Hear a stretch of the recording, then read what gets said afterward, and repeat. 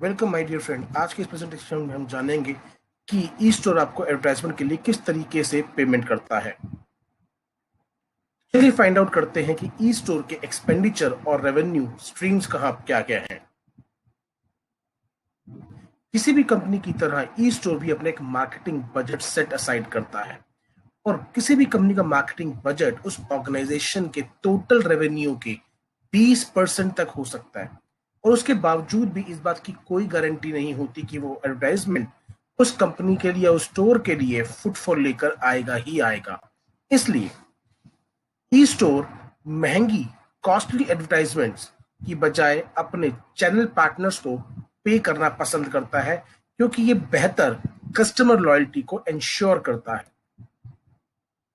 Departmental store के बहुत अलग अलग रेवेन्यू स्ट्रीम्स होती हैं, जैसे कि promotional allowances, slotting allowances and cooperative allowances. चलिए एक एक करके इनके बारे में समझते हैं।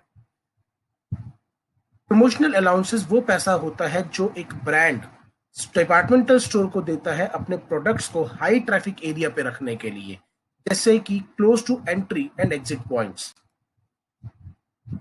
स्लॉटिंग अलाउंसेस वो पैसा होता है जो कि ब्रांड्स बाकी कंपटीशन ब्रांड्स के मुकाबले अपने आप को शेल्फ पर ज्यादा स्पेस देने के लिए डिपार्टमेंटल स्टोर्स को पे करते हैं और ये कई हजारों से लेकर लाखों रुपए तक वेरी करता है। ऑपरेटिव अलाउंस उस अलाउंस को बोला जाता है जिसके अंदर एक स्मॉल या non popular brand departmental store को उसके प्रोडक्ट्स को अपने कस्टमर्स तक प्रमोट करने के लिए पे करता है। साथ ही साथ वही ब्रांड डिपार्टमेंटल स्टोर को उसके लोकल एरिया में एडवर्टाइजमेंट करने के लिए भी रेवेन्यू और फीस प्रोवाइड करता है, ताकि वो ब्रांड उस जगह पर उस एडवर्टाइजमेंट के अंदर उस लोकल ब्रांड को ज्यादा पॉपुलर तरीके से पेश कर सके। अगेन ये पैसा भी कई हजारों से लेकर लाखों रुपए तक वेरी करता है। एक डिपार्टमेंटल स्टोर किसी भी और जनरल स्टोर के मुकाबले बहुत ज्यादा बेनिफिट्स के साथ काम करता है, जैसे कि एक डिपार्टमेंटल स्टोर की जो कॉस्ट ऑफ गुड्स होती है, जिसपे वो खरीदते हैं गुड्स को, वो बहुत कम होती है because of bulk buying. E store आज ऑलरेडी 224 स्टोर्स के साथ ऑपरेट कर रहा है, तो उसकी बाइंग भी 224 स्टोर्स के अकॉर्डिंगली होती है और जैसे जैसे ये स्टोर्स के नंबर बढ़ेंगे, कॉस्ट ऑफ जो ऑपरेशन और जो कॉस्ट ऑफ लेने हैं प्रोडक्ट का जो प्राइसिंग है वो और ज्यादा कम हो जाएंगे। सेकंड, एफएमसीजी प्रोडक्ट्स के अंदर मूवमेंट ऑफ गुड्स बहुत ज्यादा होता है। इसकी वजह से जो रिटर्न्स ऑफ इन्वेस्टमेंट होते हैं वो बहुत हाई होते हैं, एज हाई एज 90%, 900%। चलिए एक एग्जांपल से समझते हैं।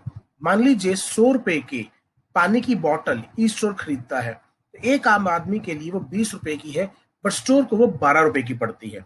अगर स्टोर वो बॉटल 18 की बेचता है तो एक बॉटल पे 6 रुपए कमाए, यानी कि 100 रुपए के अंदर उसने 5 बॉटल खरीदी तो उसके ऊपर 30 रुपए का प्रॉफिट हुआ। अब ये 30 रुपए का प्रॉफिट हर रोज हो रहा है।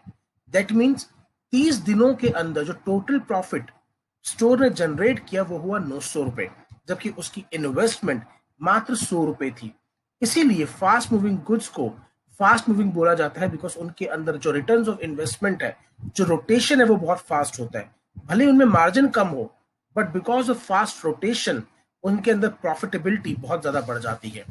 तीसरा सबसे अहम चीज जो कि जनरल स्टोर से बेटर होती है डिपार्टमेंटल स्टोर में, वो होती है लो वेस्टेज। क्योंकि डिपार्टमेंटल स्टोर्स के पास बहुत सारे अलग अलग स्टोर्स होते हैं, तो अगर कोई प्रोडक्ट किसी जगह पे नहीं बिक रहा होता तो उसको इमीडिएटली दूसरी जगह पे शिफ्ट कर दिया जाता है। इससे उनके डैमेजेस डाउन हो जाते हैं और प्रॉफिटेबिलिटी बढ़ जाती है।